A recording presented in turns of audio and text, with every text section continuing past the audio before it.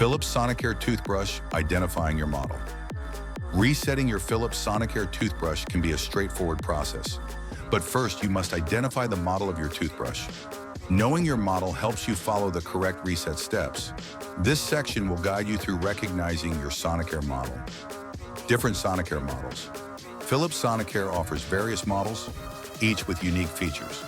Popular models include the Diamond Clean, Flex Care, and Protective Clean. Each model has different instructions for resetting, so it's crucial to know which one you own.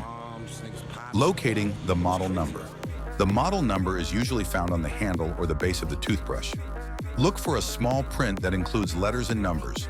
This code will help you identify your specific model.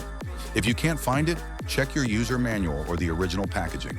Please like, comment, share, subscribe. Thank you for watching video.